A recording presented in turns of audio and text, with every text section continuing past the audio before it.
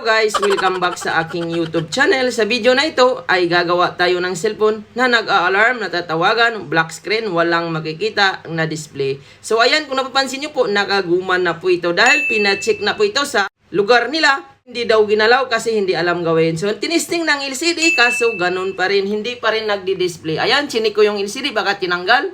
Ayan, kasi kung tinanggal po yan ay possible na masira. So ayan, hindi naman daw ginalaw. LCD lang po ang tinisting. Ayan, kung napapansin nyo po, inon ko po siya, nagbabibrate, pero walang makikitang display sa screen. Ang sabi po ng may-ari, nag-a-alarm po daw ito, natatawagan, pero walang display.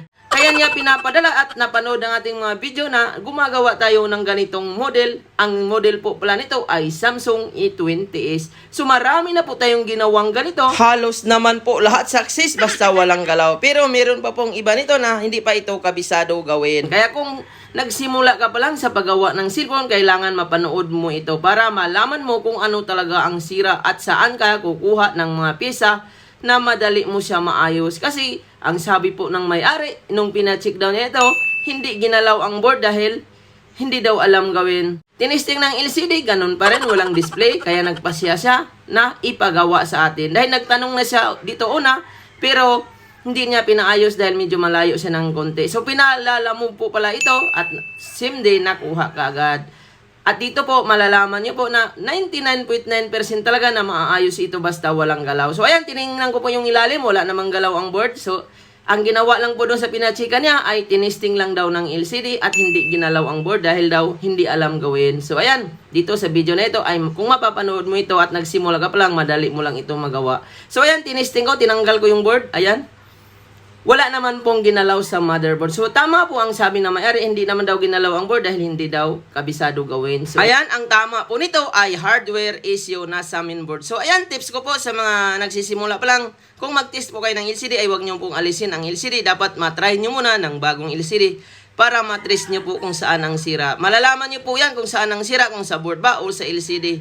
Kasi once na tinanggal po ang LCD dyan, ay possible na bibigayan at masisira. So, ayan, ito po yung naging issue niya. Dito po natin gagalawin. So, wala naman pong tama ang taas, ang LCD.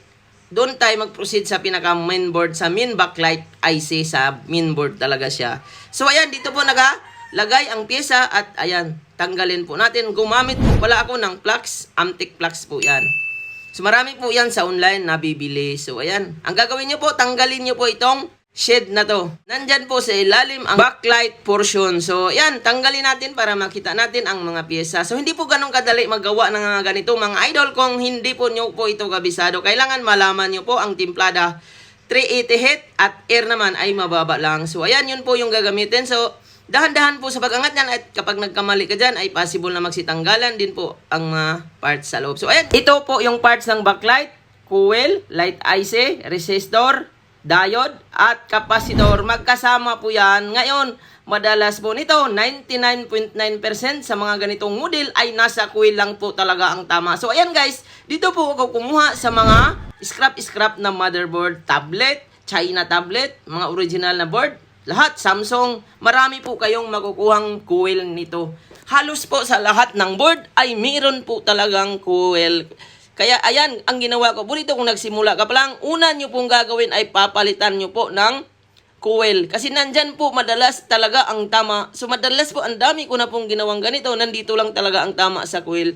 Ayan, sa mga nagsisimula dyan, ito po yung gagawin nyo, palitan nyo po yan. Yan lang po ang gagawin nyo. Kung hindi nyo pa po alam ito at napanood nyo ang video, i-apply nyo po ito sa susunod na mga nagpapaayos sa inyo kung meron man kayong matanggap. At kung mag-DIY man kayo, huwag nyo pong gawin kung wala po kayong hot air. Kasi napakasilan po ng ganito. Iinitan nyo po ang board at kapag nagkamali ka dyan, ay possible na matuluyan ninyo ang cellphone. So ayan, nilinis ko rin siya. Napalitan ko na po siya. At i-test natin yan mamaya kung gumana ang ginawa natin. Kung success ba tayo. So ayan, sa pagbalik po dito ng shed ay optional lang po. So, pwede nyo na po hindi ibalik. Pero sa akin, binalik ito dahil hot air naman ang ginamit ko. Pwede naman yan panghinang. At wag nyo lang po siyang ikabit ng tama. Dapat medyo nakaangat ng konti para mayroon siyang exhaust. Kasi wala po itong exhaust. Kaya madalas bumibigay talaga. At madalas po ang ganitong issue, ito lang. Coil problem lang po siya. So, ayan. Nakabit ko na po yung coil na tinanggal natin at i-test po natin. So, ito wag po kayong kukurap. Pina-check na ito sa iba. Hindi ginalaw dahil hindi daw alam gawin. Pero kung napanood mo ang video ito, pwede mo na ito i-apply sa mga susunod na magpapaayos. Ayan, i-charge na po natin at i-test natin kung gumana ba. Ayan, 100% po nag-ilaw na kaagad. So kanina, nagba-black screen, walang makikita, nagba-vibrate lang, natatawagan, pero wala makikita. Ayan, ngayon, mayroon na pong display. Ito lang po talaga ang tama niyan. Madalas talaga sa ganito, kung alam nyo po ito gawin, i-apply nyo lang po ito. Lagi kong sinasabi sa video, wag po kayo matakot gumawa ng ganito kasi hanggat hindi nyo po susubukan, ay hindi po talaga matutunan. So napakahirap din po nito kung baguhan lang po tayo magsimula dahil iinitan po natin ang buong board at kapag nagkamali tayo ay possible na pumuputok po yan. Pero dapat lakas ng loob lang talaga para magawa natin. So sobrang tuwa din po ng may-ari nito nung naayos ito dahil una, hindi muna niya pinagalaw at pinacheck niya muna sa iba dahil ayaw niyang magbayad ng shipping fee or lalamove dahil medyo may kamahalan talaga ang lalamove. Ngayon, nung napacheck niya at hindi naayos, sa kanya pinadala para maayos daw.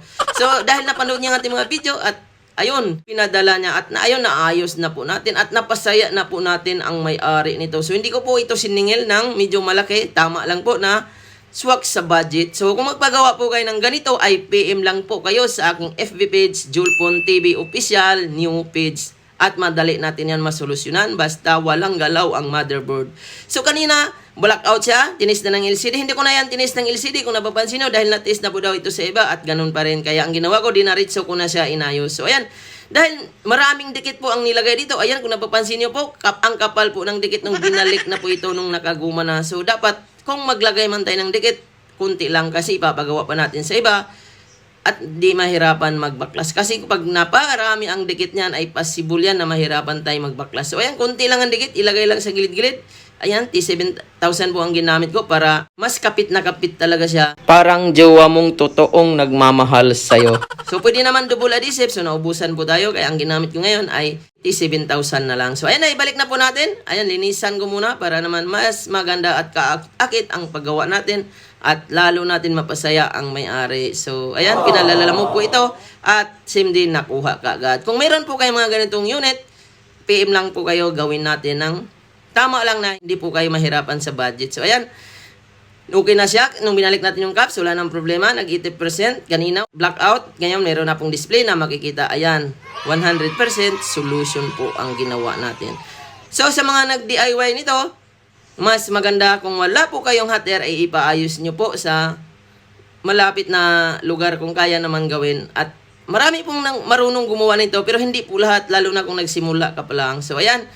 Napunta na po tayo sa menu. Yun po yung may-ari. So, tinakpan ko dahil para may privacy ang may-ari. So, ayan, tinisting ko po. Wala na po tayong ibang check dyan dahil yun lang naman ang ilaw. Okay ang touchscreen. LCD, good na good talaga. Wala na pong sakit sa ulo. Ito po ang tamang pag-test ng ilaw. Kapag natataasan, nabababaan, ay normal na po yan. Ayan, kung napapansin nyo po, natataasan na natin, nabababaan. So, yun lang guys. Sana nakakuha po kayo ng idea, lalo na sa mga nagsisimula sa mga ganitong problema. At huwag nyo pong kalimutan mag-like, mag-share, at mag-subscribe sa ating video. At ayun lang talaga ang tama, yung pinaka-coil. Maraming salamat po sa panonood. See you on my next video. Maraming salamat.